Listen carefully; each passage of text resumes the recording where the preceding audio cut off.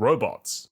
Robots. We all love robots, don't we? Until the inevitable day where they kill us all and take over. But that day, unfortunately, is not today. So instead, I'm going to be doing it in Rimworld, a game that takes the moral compass and just tosses it right out the window. In today's video, I will be exploring the many new possibilities afforded to us by the biotech expansion, which includes a new scenario that allows me to play as myself. Using this technology at our disposal, I aim to take over this world with a veritable army of death machines under our control. So, let us begin. I welcome you all to Uwela Bishan Imbu Bimbopolis Prime. The planet, or rather our target, fresh for subjugation, that we'll be sending our brave mechanists to. I'll also introduce you to the main character of our story, that being Quimblop. Now, Quimblop is an intelligent man with a very big brain. One could say that he browses Reddit, but in saying that, Quimblop does have a few things wrong with him. One of which is that he is an avid League of Legends player, so he has been given the traits of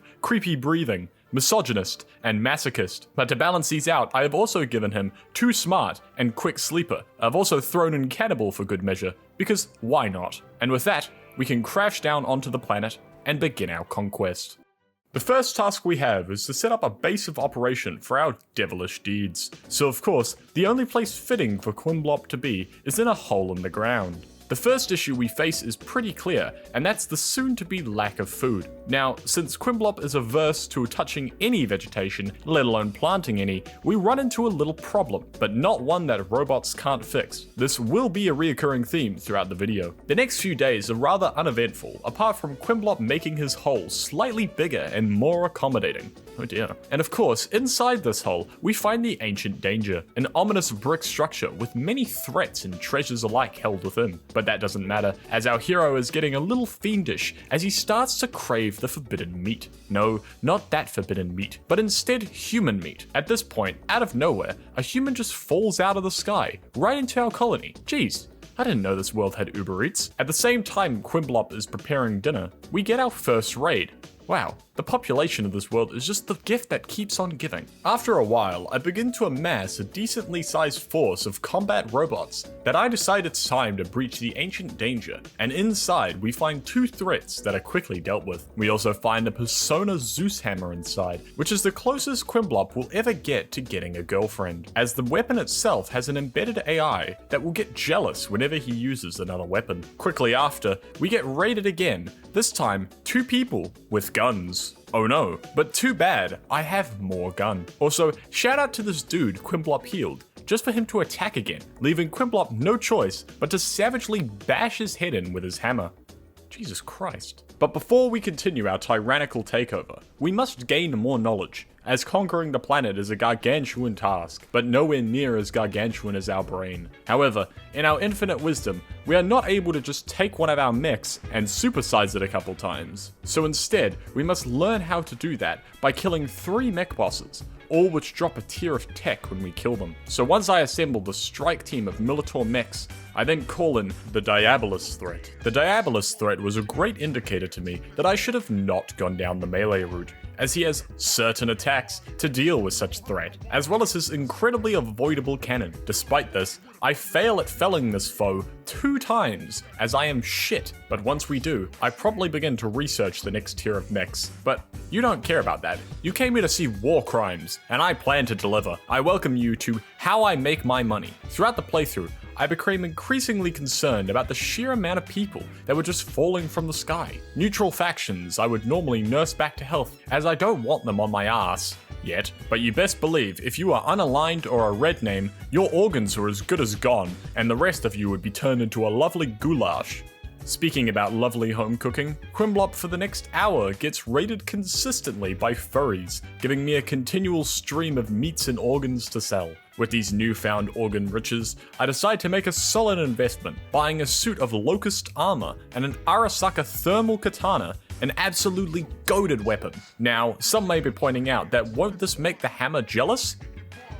Yes. But now, any raids from the furries will be met with no mercy. Also at this point, Quimblop completed the mech research, allowing us to start creating larger threats to humanity. We also completed our oil to power supply chain, allowing us to finally get our power needs under control. One of the mods we will be relying on pretty heavily throughout the rest of the playthrough is Rimatomics. If you know what the mod is, you'll understand why. This mod allows us to invest in heavy weapons research.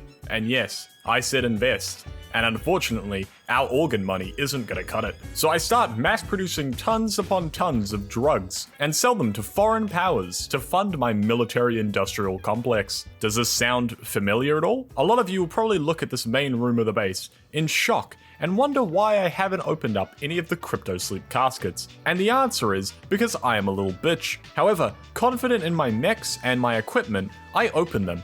And holy shit, did I underestimate the threat posed by these guys. But enough dilly-dallying. I have to actually continue to play the game. The recording is already... Oh, yeah, this video took a rather long time to make. That's why you're gonna subscribe, right? That's why you gotta like the video and subscribe, huh?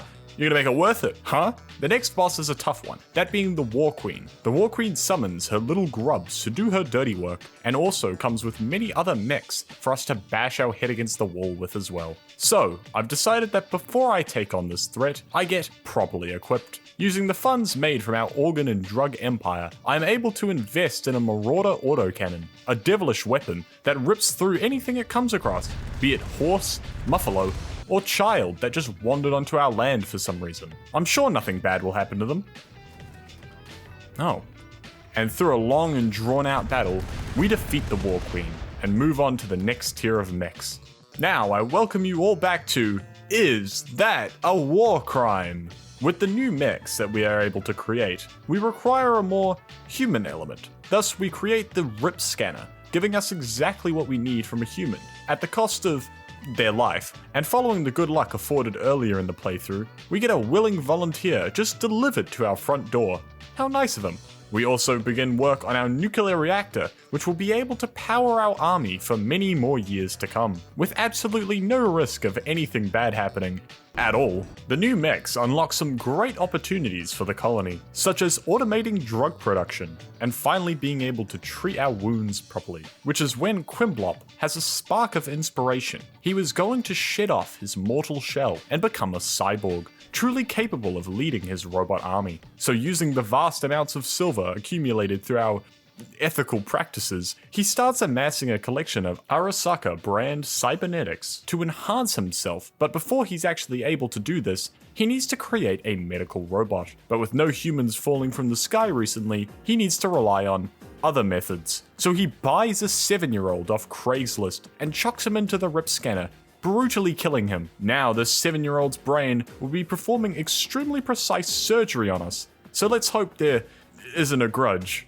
At the same time, we summon the final boss in the biotech expansion, that being the Apocryton threat, the mightiest of the three foes, bound to be an absolute challenge, and it gets torn to pieces immediately with one barrage of the Marauder cannon. Well, that was easy.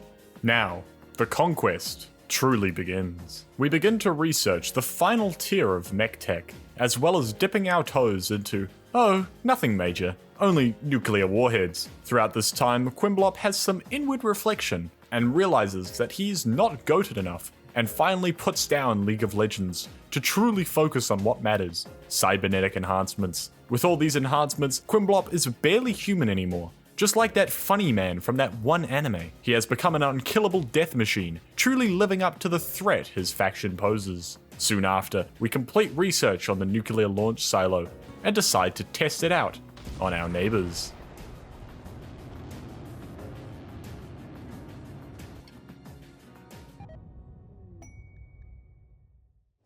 And with my formal declaration of war against the world now ratified, I decide to fully bring down our wrath on some of the surrounding settlements.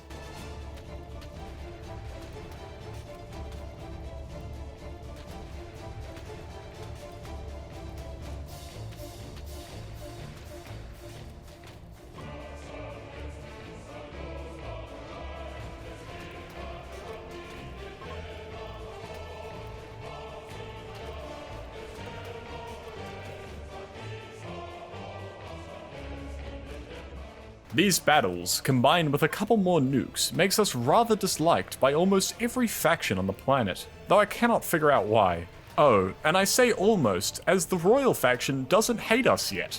Let's change that right quick. Now, Quimblop sits atop his throne of ash. Unstoppable. Unbeatable. Unchallengeable, even. Wait. No. No. Not now. Why now?